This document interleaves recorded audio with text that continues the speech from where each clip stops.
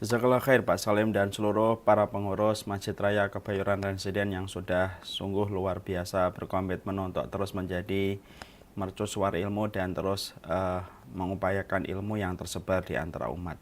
Semoga Allah senantiasa mengalirkan pahala untuk seluruh pengurus dan seluruh komponen yang terkait dengan Masjid Raya Kebayoran Residence dalam setiap usahanya, dalam setiap pekerjaannya dan setiap pengorbanannya. Amin insyaallah.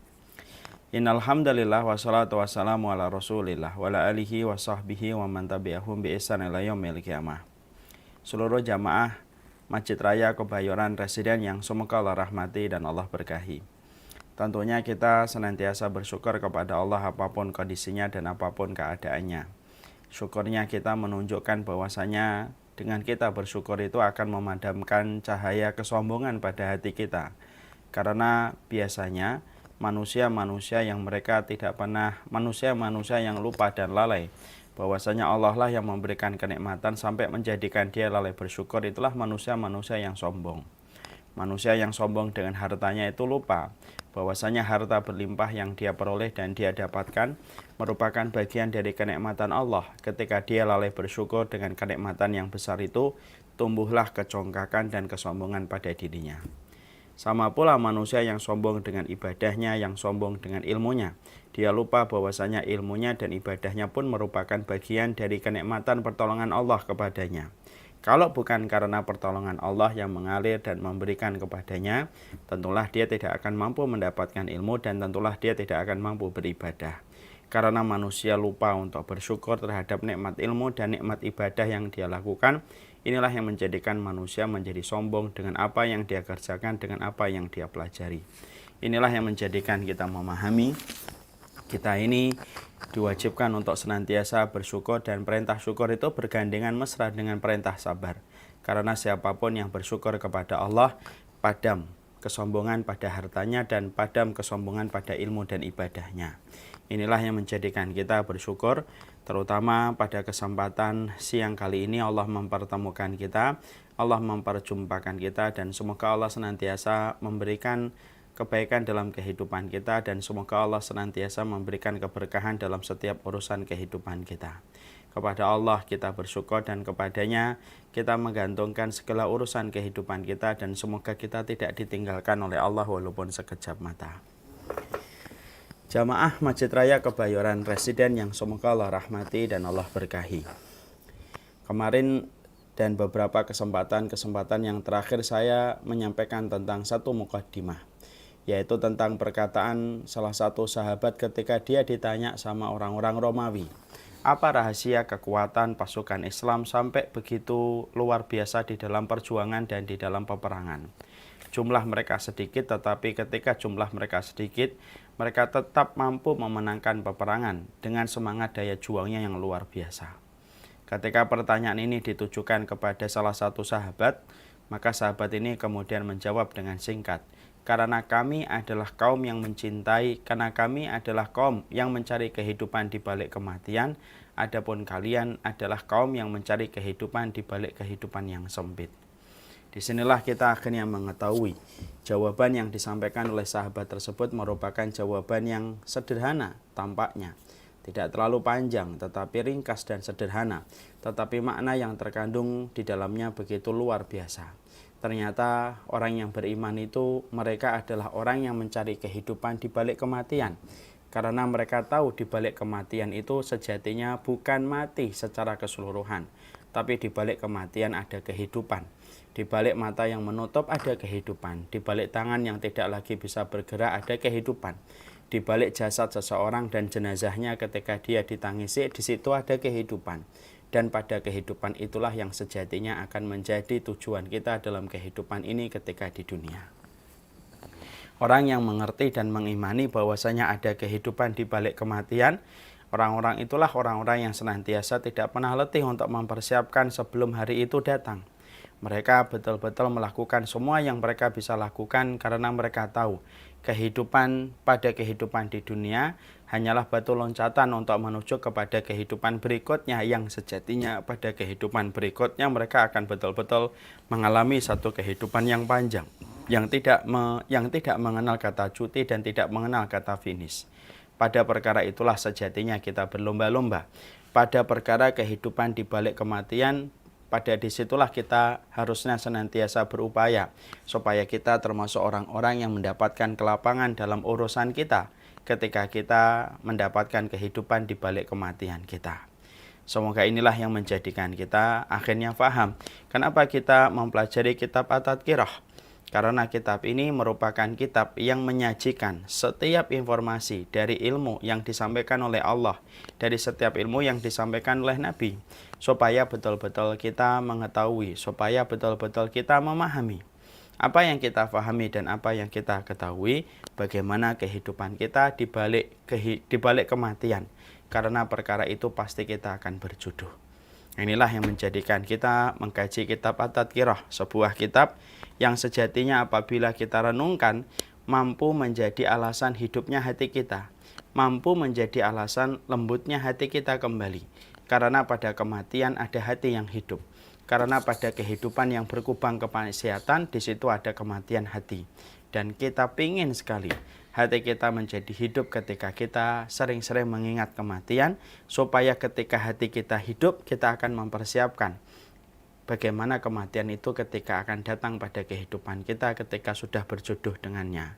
Kematian itu obat si kaya, supaya si kaya tidak terlalu sombong dengan apa yang dia peroleh, karena sebanyak apapun dia menggenggam harta, ketika mati tidak ada satupun harta yang dia bawa ke liang kuburnya.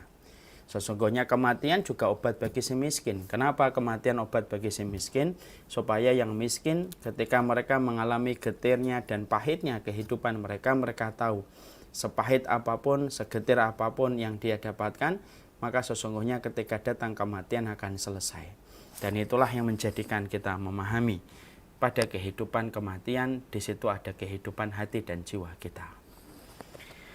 Sekarang mari kita buka halaman 196. Bagi yang membawa buku, tolong dibuka bukunya. Kita akan bicara pada halaman 196, 198, 200 sampai 203. Inilah yang akan coba kita pahami menjadi satu bab. Walaupun sebenarnya ada dua bab, tapi kita jadikan satu. Karena bab yang sebelumnya sangat berkaitan erat pada bab berikutnya. Sehingga untuk mudah memahamkan kepada kita, kita jadikan satu. Kita tentunya paham bahwasanya setiap dari kita pasti akan berjodoh dengan kematian. Mungkin kita tidak berjodoh dengan fulan, mungkin kita tidak berjodoh dengan fulanah.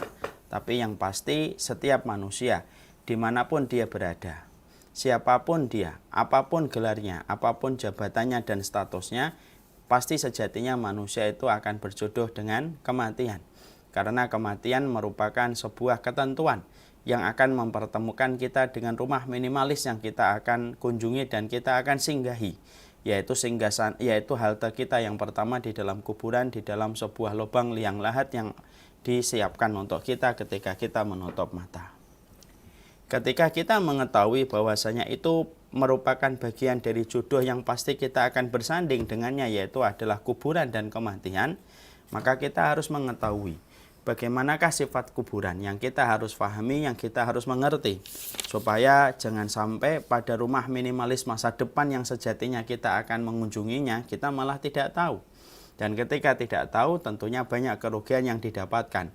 Orang yang lalai dan orang yang bodoh dan jahil tentang rumah masa depannya, rumah minimalis yang pasti dia akan jumpai, maka orang ketika lupa terhadap rumah itu, maka banyak efek keburukan yang akan ditimbulkan. Dia mungkin akan berlomba-lomba dengan kemewahan, mungkin dia akan terus melampiaskan syahwatnya, mungkin akan terus mengambil sesuatu yang haram yang dibenci oleh Allah, karena dia lupa pada rumah masa depan, yaitu rumah kuburan 2x1 minimalis masa depan, disitulah dia itu akan dikebumikan.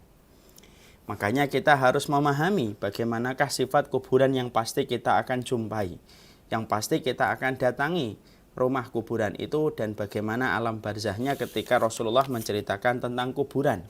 Supaya ketika kita paham, supaya kita mengerti, kita setidaknya mulai mempersiapkan apa yang harusnya kita persiapkan. Dan ingat, kuburan itu merupakan salah satu pemandangan yang bisa melembutkan hati ketika kita melihatnya dengan keikhlasan dan ketulusan. Berapa banyak gundukan tanah kuburan bisa menjadikan orang meneteskan air mata. Berapa banyak gundukan tanah kuburan bisa membuat orang itu bertaubat dan meninggalkan dosanya. Berapa banyak tanah kuburan dengan gundukan tanahnya bisa membuat orang sadar atas kelalaiannya. Makanya tidak mengherankan dulu para ulama terdahulu sampai ada di antara mereka yang membuat kuburan tanahnya, kuburan itu di belakang halaman dia.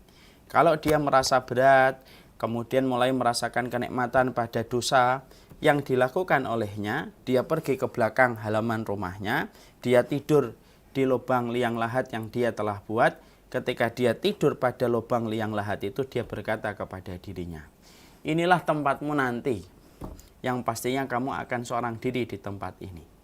Kalau kamu tidak melakukan ketaatan, maka ini akan menjadi lebih sempit daripada kesempitan yang sedang kita rasakan.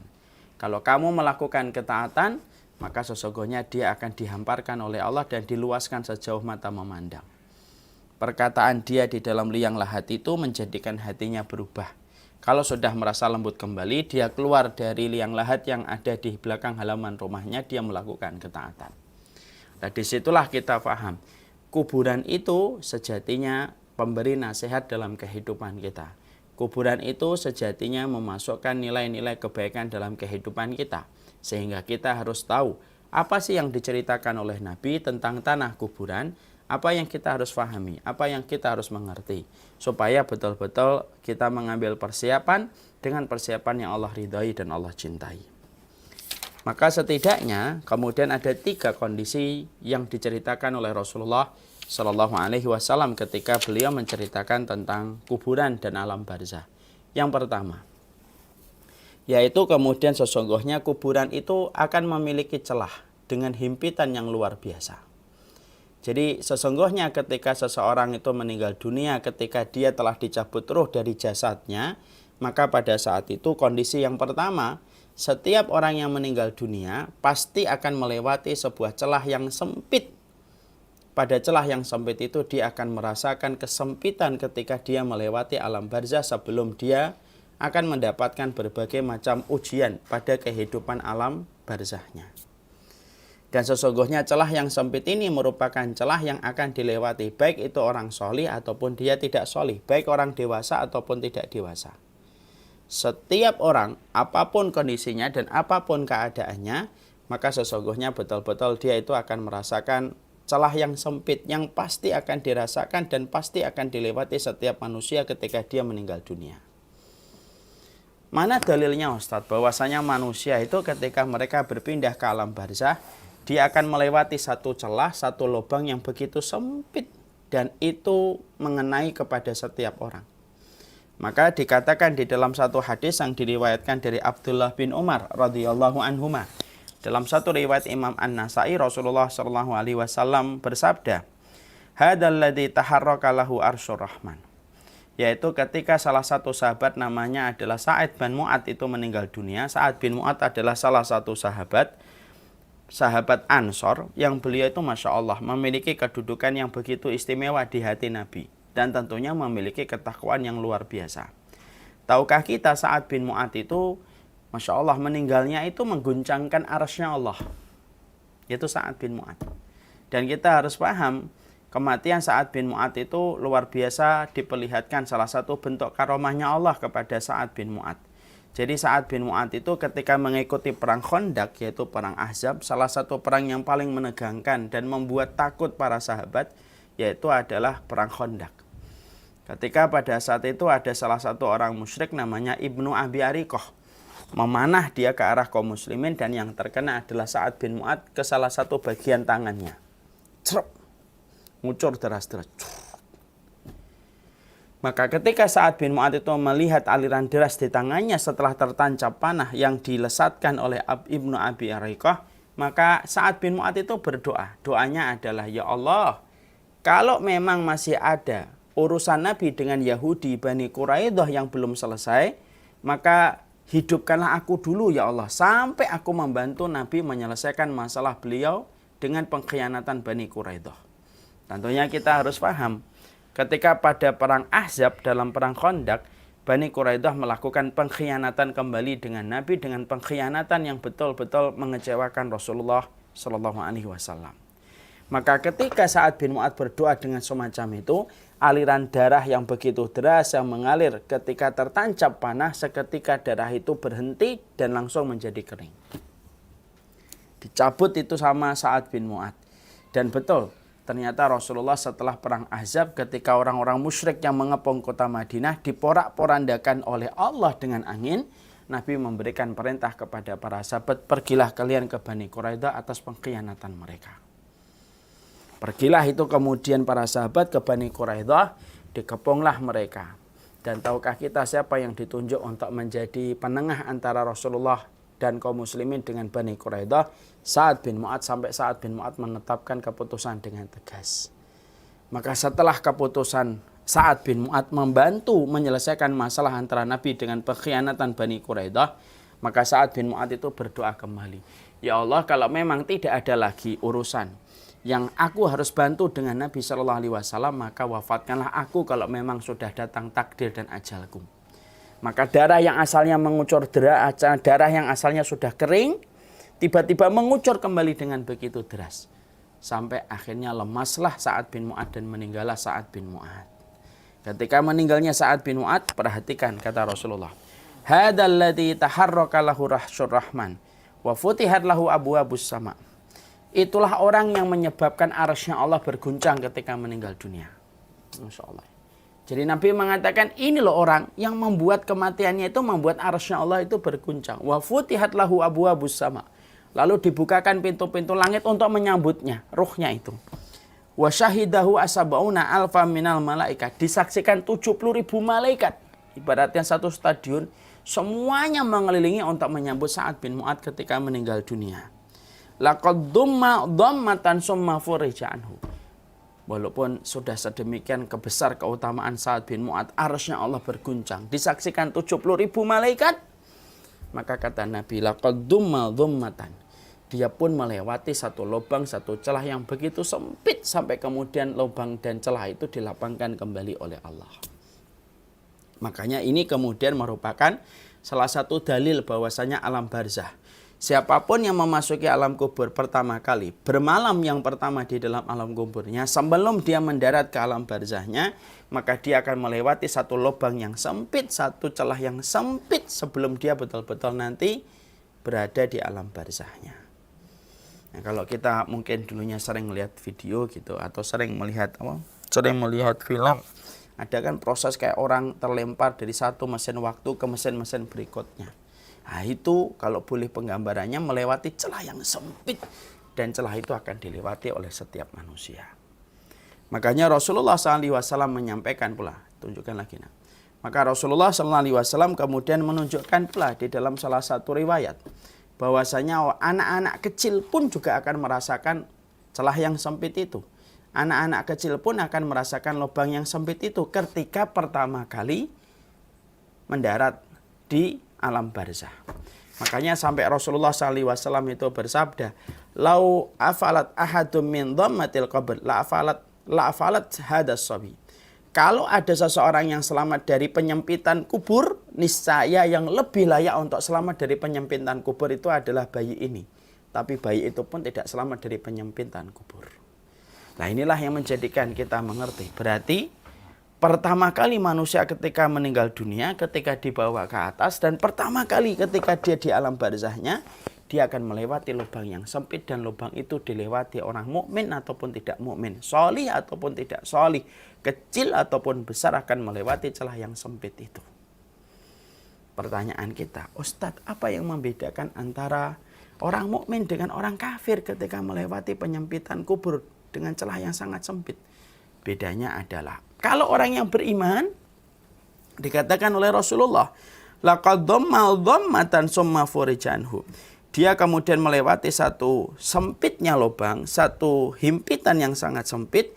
Dengan satu himpitan itu, summa furija anhu, kemudian dia dilonggarkan. Jadi masuknya sempit, kemudian dilonggarkan. Nah, itulah orang-orang yang beriman. Adapun orang yang tidak beriman, ketika dia melewati celah tersebut, dia melewati celah itu, tek. Dan ketika melewati celah yang sempit itu, dia akan betul-betul disempitkan, dihimpit terus dengan bumi itu, sampai nanti hari kiamat ketika dia termasuk orang yang kafir dan kufur kepada Allah Subhanahu wa taala. Nah, makanya disitulah kita memahami perbedaannya. Berarti pada himpitan ini akan dirasakan setiap manusia, iya. Solih atau tidak solih, solih atau tidak solih, taat atau tidak taat, semuanya akan merasakan sempitan dari penyempitan kubur ini sebagaimana telah disabdakan oleh Rasulullah Sallallahu Alaihi Wasallam. Makanya kalaulah ada yang bisa selamat dari himpitan itu, tentulah Sa'ad bin Mu'adz itu lebih layak untuk lepas dan selamat dari himpitan dan penyempitan kubur. Jadi Rasulullah itu menceritakan Sa'ad bin Mu'adz, lalu menyebutkan keutamaannya dulu, yaitu adalah dia menggoncangkan arasy-Nya Allah ketika meninggal dunia, disaksikan oleh 70.000 malaikat. Kenapa Nabi menyebutkan dua keutamaan ini tentang Sa'ad bin Mu'adz sebelum Nabi menyebutkan tentang himpitan yang dirasakan oleh Sa'ad bin Mu'adz? Nabi itu bertutur dan menyimpulkan kepada kita. Lah kalau Sa'ad bin Mu'adz yang meninggalnya dunia saja menggoncangkan arasy-Nya Allah, apalagi orang-orang yang tidak sebagaimana Sa'ad bin Mu'adz. Nah, dari dalil inilah para ulama berkata, semua orang yang beriman ataupun tidak beriman, kafir atau tidak kafir, dia akan melewati himpitan dan sempitan lubang di dalam alam kuburnya. Kalaulah ada yang paling berat untuk selamat dari himpitan itu bayi, tapi bayi pun juga tidak akan selamat dari himpitan itu. Kecuali setelah bayi melewati himpitan itu, lalu kemudian dia itu akan dibukakan kembali oleh Allah kuburan tersebut. Nah, mungkin ada yang bertanya, Ustadz, anak-anak yang wafat sebelum mereka balik, apa yang terjadi kepada mereka di dalam kuburnya setelah mereka melewati himpitan dan tempat yang sempit itu? Maka sesungguhnya dijawab, setiap anak-anak bayi yang meninggal sebelum dia balik, maka sesungguhnya dia melewati himpitan yang sempit itu dari penyempitan kuburnya, setelah itu dilapangkan. Setelah itu dia akan bermain-main dengan seorang nabi, yaitu adalah Nabi Ibrahim, sampai hari kiamat nanti ditegakkan oleh Allah. Dan kita harus paham ya, bayi yang meninggal sebelum balik bisa memberi syafaat kepada orang tuanya pada waktu di alam akhirat dengan satu syarat. Orang tuanya dalam kondisi sabiron muhtasiban. Orang tuanya dalam kondisi sabar dan mengharapkan pahala di sisi Allah. Kalau orang tuanya itu sabar dan mengharapkan pahala di sisi Allah, dia tetap mampu untuk ridho kepada keputusan Allah, walaupun telah ditinggalkan dan diwafatkan anaknya yang masih belia, maka sesungguhnya keutamaannya besar. Makanya Masya Allah sampai para ulama dulu karena mengerti keutamaan-keutamaan yang besar yang mereka dapatkan ketika mereka menjumpai orang tua yang ditinggalkan anaknya, sampai mereka itu berkata begini, untuk menunjukkan besarnya keutamaan orang yang ditinggalkan anaknya. Lau mata ibni, cobalah anakku itu mati saja. Bukan untuk berdoa supaya betul-betul anaknya mati. Perkataan para ulama dulu, cobalah anakku mati saja, itu untuk menggambarkan betapa besarnya keutamaan mereka yang mampu sabar dan mengharapkan pahala di sisi Allah ketika mereka diwafatkan anak-anak mereka sebelum usia balik. Masya Allah. Makanya salah satu cobaan paling berat yang bisa dirasakan oleh seorang laki-laki dan seorang ibu itu apa? Yaitu adalah ketika ditinggalkan anaknya. Setiap orang tua itu selalu membayangkan bahwasanya merekalah yang kemudian akan menaburkan tanah di jasad anaknya. Dan setiap orang tua itu berandai-andai bahwasanya anaknya akan menaburkan tanah di dalam jasadnya. Tidak ada orang tua yang mau berandai-andai bahwasanya dia akan menaburkan tanah di jasad anaknya. Makanya ini termasuk salah satu hal yang besar keutamanya di sisi Allah. Makanya ada satu riwayat yang sahih diceritakan begini. Dalam satu riwayat yang sahih diceritakan begini. Idza ahabba abdan, Allah itu kalau senang kepada satu keluarga, maka Allah akan panggil malaikat. Lalu Allah katakan kepada malaikat maut, inza samrata fuadihi, kamu cabut nyawa buah hatinya. Lalu malaikat turun untuk mencabut nyawa buah hatinya. Setelah dicabut nyawa buah hatinya, lalu kemudian Malaikat itu lapor kepada Allah, naza'na samrata fuadihi. Ya Allah, kami telah cabut nyawa buah hatinya. Lalu Allah berkata, apa yang dikatakan keluarga itu ketika kamu telah mencabut nyawa buah hatinya yang masih belia? Hamidaka wastarja'ah. Dia memujimu dan mengucapkan kalimat istirja dan tetap ridho dan tetap memuji apapun takdir yang telah engkau tetapkan kepadanya. Allah kagum dengan kesabaran orang tua yang telah ridho ketika kemudian diambil nyawa buah hatinya yang masih belia, di mana itu ujian yang cukup berat.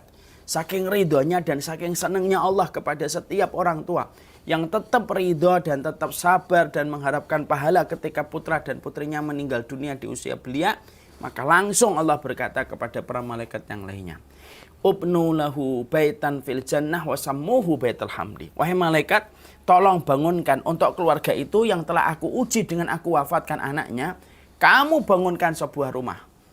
Rumah yang aku namakan dengan Baitul Hamdi, rumah pujian. Kenapa? Karena mereka mendapati anak yang mereka sangat cintai ketika dicabut nyawanya, maka tetap mereka itu ridho dan bersabar terhadap ketentuan yang aku berikan kepadanya. Ya. Maka inilah yang menunjukkan kepada kita tentang keutamaan orang-orang yang mereka mendapatkan anak-anak mereka diwafatkan oleh Allah sebelum usia balik.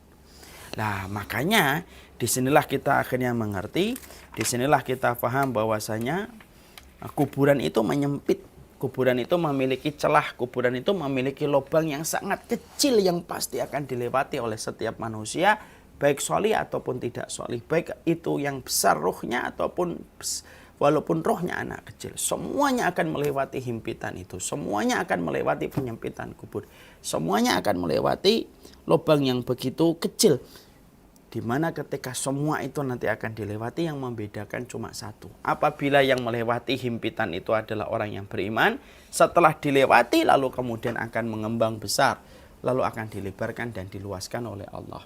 Tapi kalau dia bukan orang yang beriman, sempitan dan lubang dan penyempitan kubur itu akan terus berlangsung sampai nanti hari kiamat ditegakkan oleh Allah Subhanahu wa taala. Maka itulah yang pertama, yaitu bahwasanya di antara perkara yang kita harus pahami, kuburan itu akan menyempit. Kuburan itu akan menyempit, Masya Allah ya. Dan kita pasti akan melewati himpitan dan sempitan, melewati himpitan dan lubang yang sangat sempit tersebut.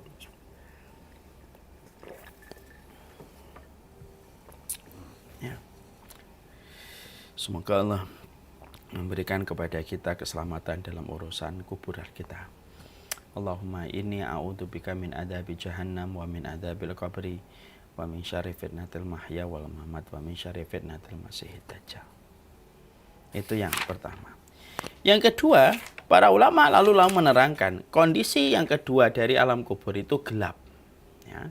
Maka sesungguhnya dia begitu gelap sebagaimana diterangkan dalam banyak hadis-hadis yang sahih dari Bara' bin Azib dan para ulama-ulama yang lainnya. Maka sesungguhnya pertama kali akan datang ke dalam kuburan itu, selain dia melewati penyempitan kuburan, melewati lubang yang sangat kecil yang akan merasa berat ketika melewati tempat yang sekecil itu, maka selain itu akan mendapati kuburan itu akan begitu gelap. Ya. Makanya semua kuburan pertama kali ketika didatangi itu adalah gelap. Yang mampu meneranginya hanyalah satu, amal solih yang diterima oleh Allah pada konteks ketika dia dalam kehidupan di dunia. Amal soleh sholat akan menjadi cahaya. Makanya sampai kemudian Rasulullah mengatakan as-sholatu nurun. Sesungguhnya sholat itu cahaya, sedekah itu cahaya. Maka pada dasarnya sesungguhnya ketika kita beramal solih dengan sholat kita, beramal solih dengan puasa kita, beramal solih dengan ketaatan kita, itulah alasan bagi Allah untuk membuat penerangan pada kehidupan kubur kita sesuai dengan amal solih yang kita lakukan di dunia. Semua amal soleh itu pada dasarnya bisa menerangi kuburan. Di mana kuburan itu ketika diisi dengan amal soleh, maka amal soleh itu akan berubah menjadi cahaya-cahaya yang menerangi setiap ruh ketika berada di dalam kuburnya. Ya, jadi amal soleh itu bisa membukakan pintu antara alam barzah hingga ke surga sampai dia melihat surga walaupun belum bisa memasukinya. Sesungguhnya amal soleh itu akan berwujud kepada orang yang rupawan. Yang ditanya oleh ruh ketika ruh itu terpesona dengan penampilan orang yang rupawan itu sampai dia berkata, "Man anta? Siapa kamu?" "Ana amaluka sholih." Saya ini amalmu yang sholih. Ini sholatmu, ini puasamu, ini sedekahmu, ini zakatmu. Dan sayalah yang akan menemani kamu nanti sampai di surga. Yang ketiga, amal sholih itulah yang membuat penerangan dalam kehidupan kita di alam barzakh. Maka inilah yang menjadikan kita memahami sesungguhnya melakukan amal soleh ketika di dunia itu pada dasarnya secara filosof engkau beramal soleh pada konteks kehidupan di dunia itu pada dasarnya untuk memberi penerangan pada sempitnya dan gelapnya kuburan yang pastinya kita akan jumpai dan pasti kita akan datangi. Karena kuburan itu tidak bisa diterangi dengan lampu. Kuburan itu tidak bisa diterangi dengan berbagai macam penerangan yang kita gunakan pada konteks kehidupan hidupnya kita. Tapi kuburan itu kesempitannya sampai berubah menjadi lapang dan luas, gelapnya hanya bisa dilakukan dengan amal soleh yang kita lakukan pada konteks ketika kita dalam kehidupan di dunia. Makanya Masya Allah ya, orang yang beramal soleh itu pada dasarnya sedang mengumpulkan cahaya. Makanya kalau kita kayak hari ini, kita ngaji ini pada dasarnya kita sedang mengumpulkan cahaya. Dimana inilah yang akan menjadi cahaya yang kita akan pergunakan dalam kehidupan kita di alam barzakh. Ya, orang yang mereka melaksanakan sholat witir, menjaga dan menutup auratnya, menampik yang haram, semua itu akan diwujudkan oleh Allah menjadi bentuk cahaya yang akan menerangi kehidupan orang ketika di dalam barzahnya. Saya ingatkan Bapak dan Ibu, nanti saya akan sampaikan juga dalam bab berikutnya, tapi saya sempatkan untuk menyampaikan sesuatu. Tentunya kita harus paham.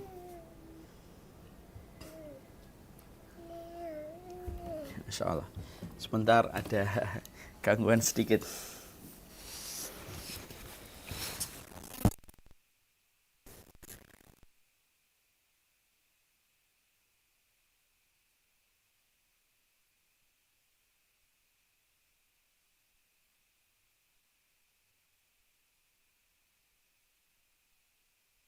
Cahaya bagi seseorang yang ada di dalam kuburnya.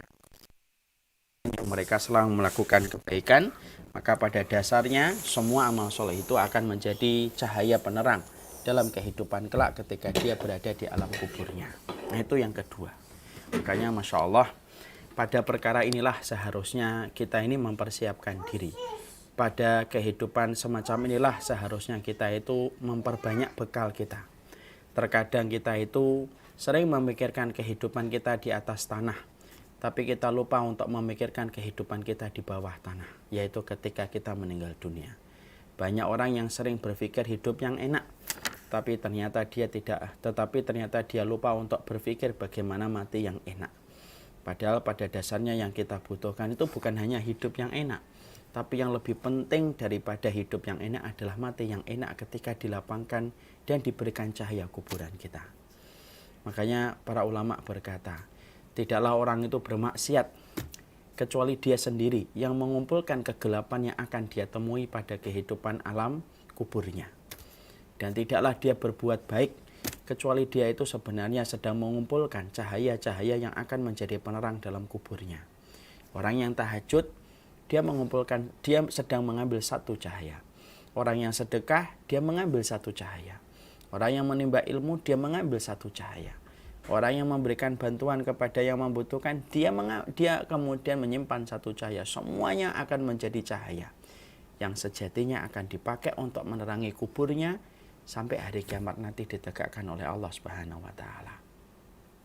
Makanya sampai ada seorang ulama yang berkata, berapa banyak manusia yang hidup dalam kondisi yang terang ketika hidup di dunia, tapi begitu gelap ketika mereka di dalam kuburnya. Sebaliknya, berapa banyak manusia itu yang terkadang gelap ketika di dunia karena kemiskinan, dia tidak bisa membayar listrik dan tidak bisa mendatangkan fasilitas listrik, tapi ketika meninggal dunia maka diberikan cahaya di dalam kuburnya. Nah inilah yang menjadikan kita memahami, kita ini berbuat amal solih, kita ini berbuat amar ma'ruf nahi mungkar, kita ini berbuat ketaatan dalam kehidupan kita, simpel dan sederhana. Karena kita adalah kolektor cahaya-cahaya yang harus kita simpan, supaya cahaya yang kita simpan dari amal soleh yang kita lakukan menjadi penerang dalam kehidupan matinya kita ketika berada di dalam kubur dan alam barzakh. Nah, itu yang kedua. Yang ketiga, dikatakan oleh kemudian para ulama. Yang ketiga, para ulama kemudian menyampaikan setelah menerangkan bahwasanya kuburan itu sempit, kuburan itu gelap, kemudian disampaikan pula oleh Imam Al-Qurtubi bahwasanya kuburan itu bisa berbicara. Walaupun ada beberapa hadis yang lemah, tetapi ada beberapa hadis yang sifatnya hasan. Maka sebagaimana dikatakan oleh Abdullah bin Ubaid bin Umar, dia berkata sesungguhnya kubur itu betul-betul menangis dan di dalam tangisannya dia berkata. Jadi kuburan itu dia itu memiliki tangisan dan di dalam tangisan itu dia berkata, aku adalah rumah yang sunyi, aku adalah rumah yang sepi dan aku adalah rumah bagi cacing-cacing yang akan menggerogoti tubuh manusia. Maka disinilah kita akhirnya menjumpai dari apa yang dipaparkan, dijabarkan oleh Imam Qurtubi. Berarti yang ketiga bahwasanya kuburan itu sejatinya dia bisa berbicara. Pada kuburan itulah dia akan berbicara kepada setiap penghuni-penghuni yang didatangkan kepadanya. Makanya Masya Allah, sesungguhnya pada perkara inilah yang membuat kita bergidik supaya kita kembali merenungkan tujuan dalam perjalanan kehidupan kita. Karena sesungguhnya, Masya Allah ya, kuburan itu merupakan tempat kesepian, tempat kesunyian, dan tempatnya rumah bagi cacing ketika menggerogoti tubuh manusia.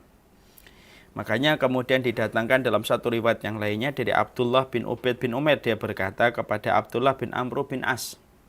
Maka Abdullah bin Amr bin As itu berkata, sesungguhnya kuburan itu berbicara kepada manusia ketika manusia itu baru dimasukkan kepadanya.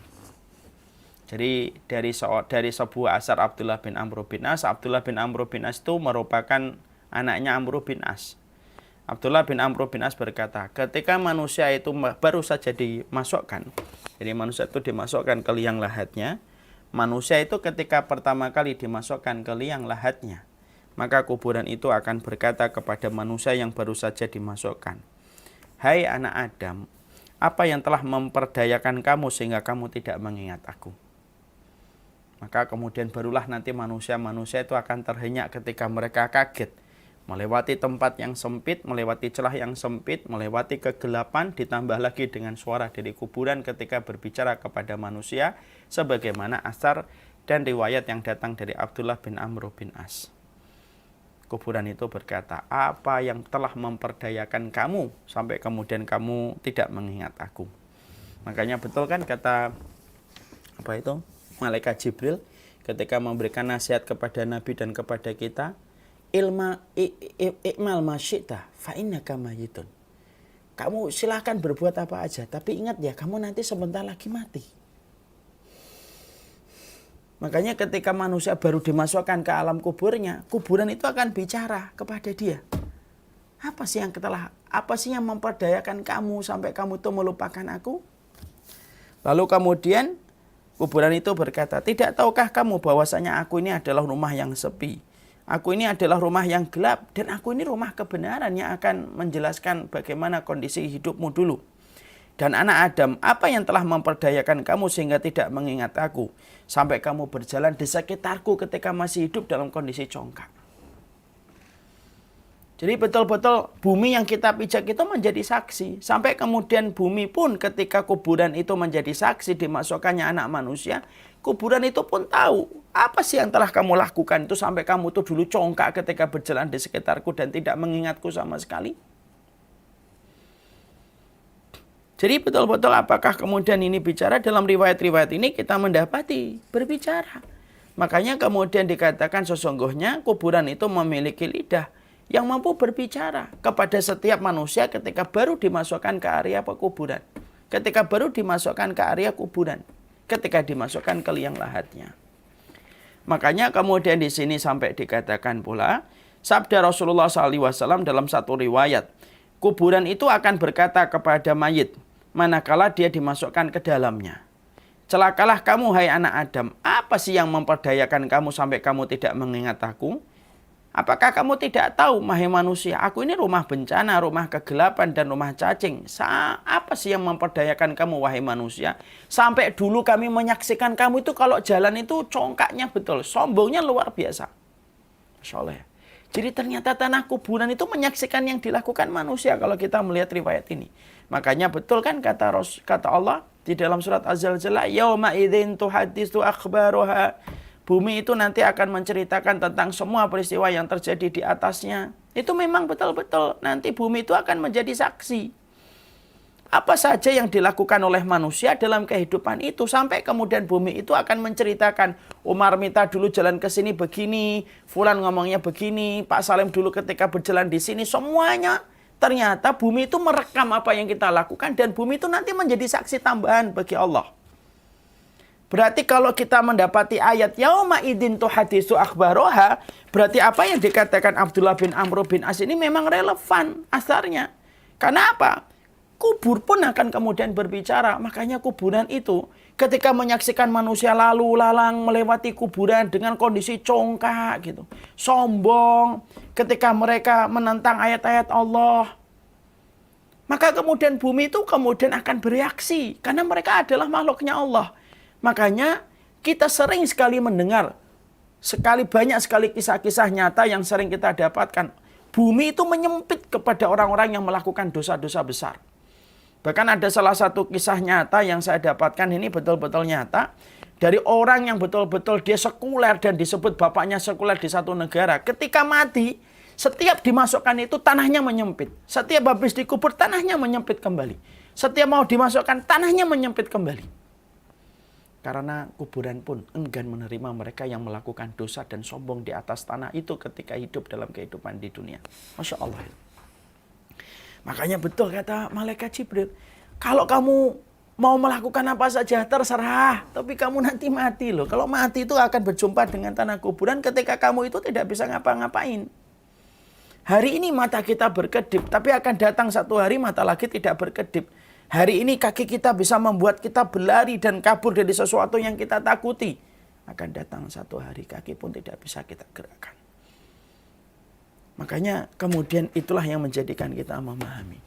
Makanya sering kita kadang-kadang lihat ada kuburan menyempit. Dan berbagai macam kejadian mengerikan. Kadang-kadang Allah perlihatkan beberapa tanda yang semacam itu betul-betul nyata pada orang-orang dan kasus-kasus yang sering kita jumpai itu sejatinya untuk menegaskan apa yang sudah disampaikan oleh Rasulullah. Kematian itu merupakan hari pengadilan Allah yang sudah dimulai.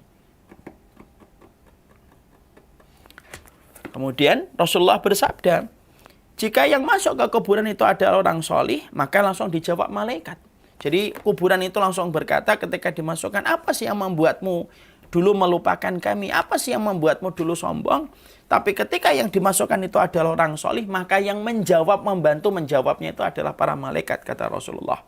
Malaikat itu akan berkata, tidakkah kamu tahu bahwasanya dia termasuk orang yang telah beramar ma'ruf nahi mungkar selama hidupnya? Ini berarti amar ma'ruf nahi mungkar ini termasuk salah satu di antara amalan besar yang sangat dicintai oleh Allah. Karena malaikat itu menjawabnya apa? Wahai kuburan, apakah kamu tidak tahu orang yang telah dimasukkan kepadamu adalah orang yang hidupnya itu untuk melakukan amar ma'ruf nahi mungkar. Maka Masya Allah ya, nahi mungkar itu luar biasa. Terutama nahi mungkar kepada para penguasa yang mereka telah melakukan perbuatan yang melampaui batas, ya.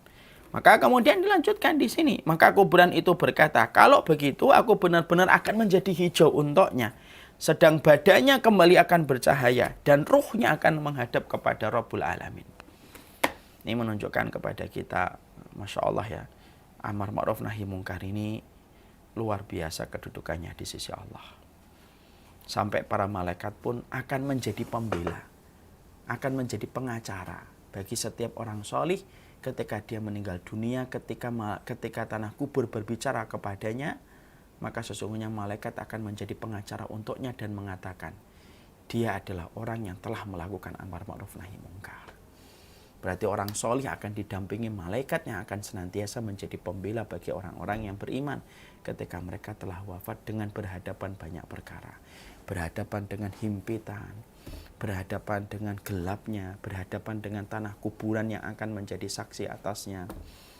Maka itu yang kemudian menjadi perkara yang menjadi renungan bagi kita. Ya.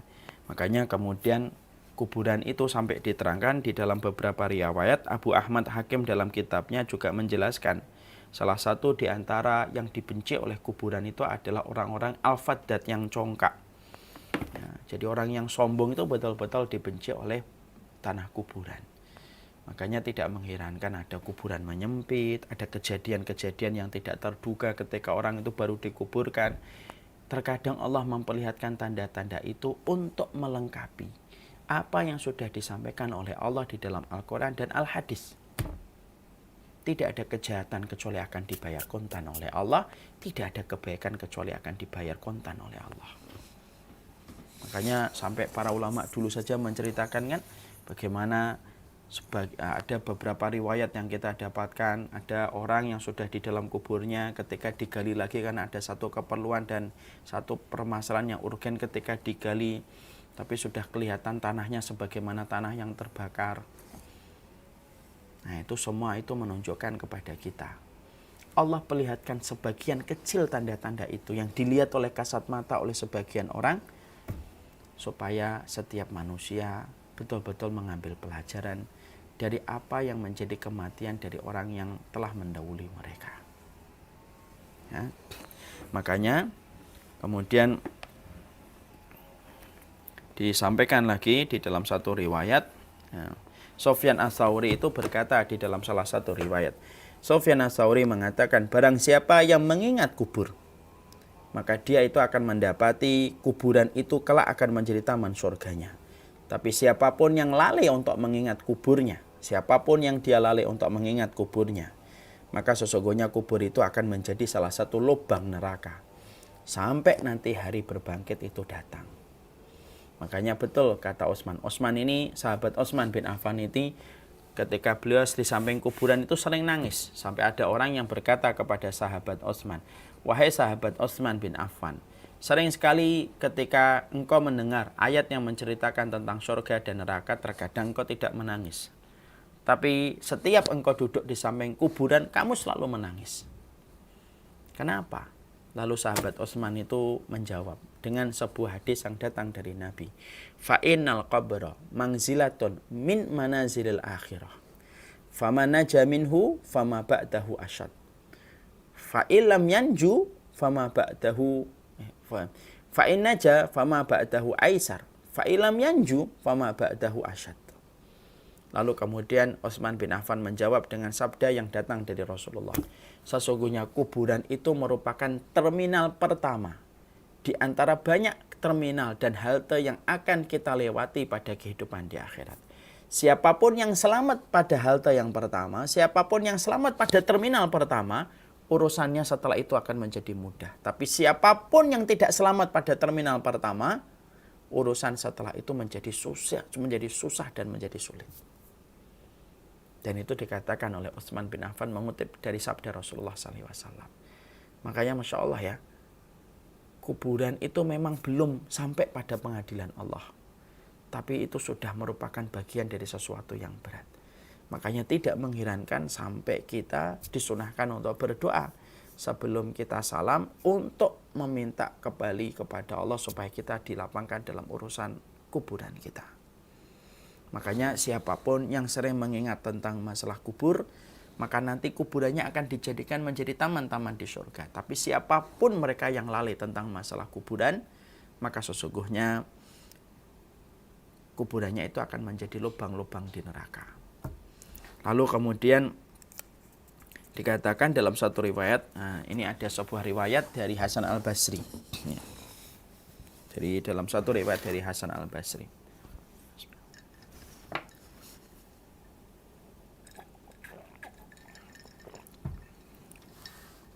Tolong dibuka halaman 199. Diriwayatkan dari Hasan Al-Basri bahwasanya dia berkata, saya ini pernah mengikuti satu jenazah di belakangnya. Jadi Hasan al-Basri pernah mengikuti satu jenazah di belakangnya. Saya ikuti dia sampai ke lubang kuburnya. Ketika saya mengikuti, dia dimasukkan ke lubang kuburnya. Jadi kita harus paham, Pak. Hasan al-Basri ini merupakan salah satu tabi'in, orang yang hidup setelah masa para sahabat, di mana beliau itu sering sekali menjadikan kematian, tanah kuburan, dan melihat sakaratul maut untuk melembutkan hatinya. Jadi Hasan al-Basri itu kalau mulai merasakan hatinya ada sedikit masalah, dia datang ke kuburan, dia menjenguk orang yang sakaratul maut. Itulah yang dilakukan Hasan al-Basri.